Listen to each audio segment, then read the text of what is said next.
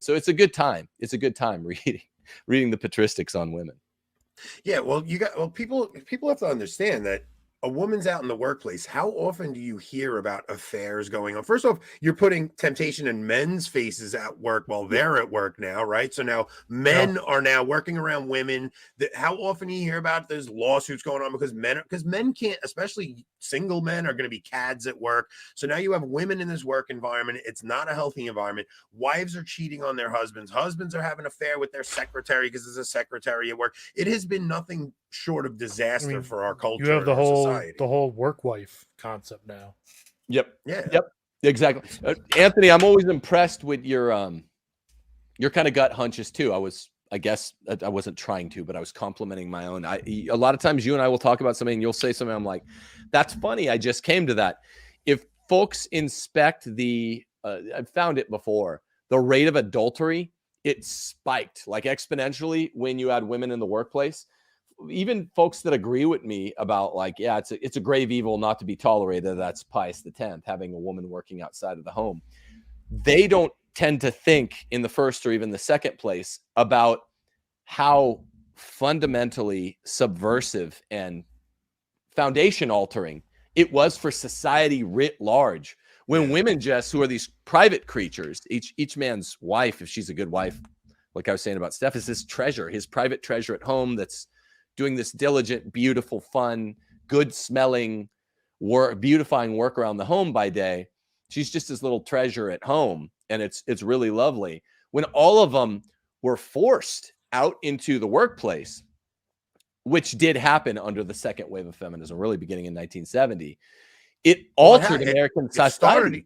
It started even with like the Second World War, right? Like where women were forced to go out into the work world, and then they it's like they caught this intoxication of like this, that what they thought was freedom that would actually wind up enslaving them. It's actually crazy how that worked on them. Right. But like HR departments weren't a thing before second wave feminism. You're right about World War II. I didn't look so much into that, though I know there's truth in that. But really when they were like, we did a beta test on this in World War II with all the riveter stuff. Yeah. But it was in 1970 that it was a thing, that we're here now. And that's when HR departments sprung up. That's where adultery became a major thing.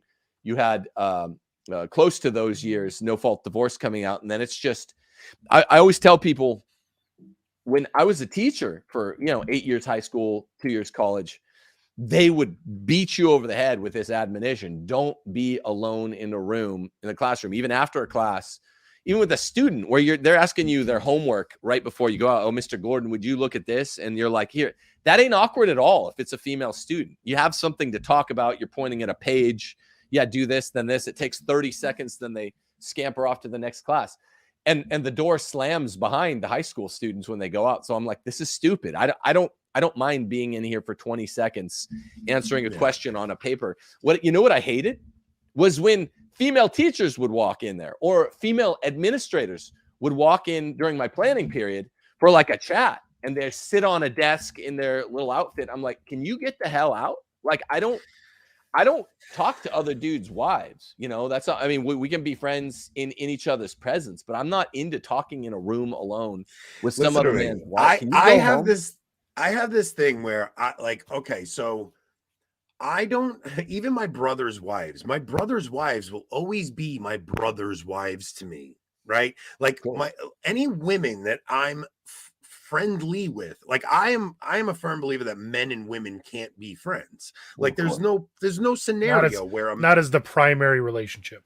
No, like I can have a friend who's married and my friend's wife. Like, so I have a friend who, he has one of the most annoying wives on the planet. But to me, I really don't care because it's his wife. I don't have to deal with her. It's his wife. I don't care how annoying she is. That's his wife. He has to deal with her. He has to live with her. I would never have a conversation. Now, there's one of my wife's friends needed something where she got my phone number because she wanted to text me and ask me something. And it's so awkward when this girl texts me, and every time she does, I'm like, Nicole, why did you give this girl my phone number? I can't stomach the idea. And like, it's just an awkward thing. Like there's no scenario where I would ever go out and have coffee with a woman. And I had this huge debate with everybody that they're trying to tell me that there's nothing wrong with a male and female work colleagues going out and going to Starbucks and having coffee together. I'm like, are you people insane? Like if my wife ever went out to have coffee with a man, I'd lose my mind. You got to learn, I do debates. I did a lot more in-person debates before, but you got to learn, my friend. You have a lot of takes that are very similar to mine.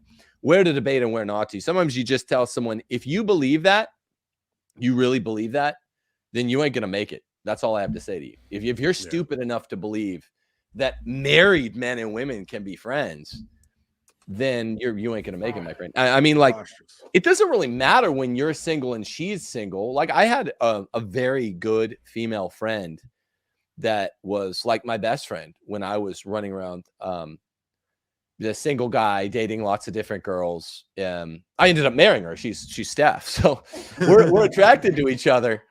And that's just what happens. I mean, folks that say this are kind of lying about the ratio of like attractive or semi-attractive females. They're called the fairer sex for a reason. It's kind of a third. A third of girls are like pretty. The next third are like pretty enough, and then there's sort of a bottom tier, the below fives. Yeah. But I mean, like, really, it's pretty much, if you're friends with a girl, and it's not such an issue if you're both single, because it's not a moral catastrophe as long as you don't fornicate or fall into some natural vice like that. But you pretty much be attracted to each other really easily. If you're a cool dude, she's a cool chick, and neither of you are like ghouls. So that's how we're built. We're built to really, that's how complementarity works, which is another big part of my book. Like men and women, there are perfect fits or near perfect fits and then less perfect fits. But if men are being men in marriage or even a dating relationship, and women are really determined to be women, it's not this crazy 1 out of 50 complementarity rate that you see on like Match.com. If men are acting really manly and women are acting really womanly, it's like half of all women, the ones that men are attracted enough to and women respect enough to make them their boss, could get together in that ideal world. Yeah, so I agree with you.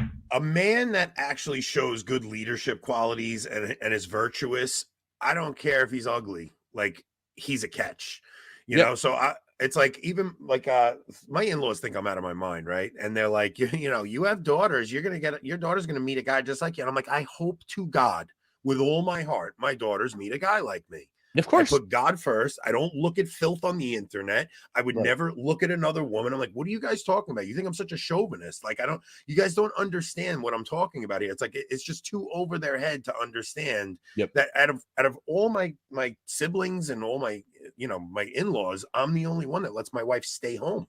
Right. I don't understand it. It's like, well, no, I'm sorry. My brothers do. 2 of my brothers who are Catholic do. Everyone else, the two brothers that take their faith seriously do.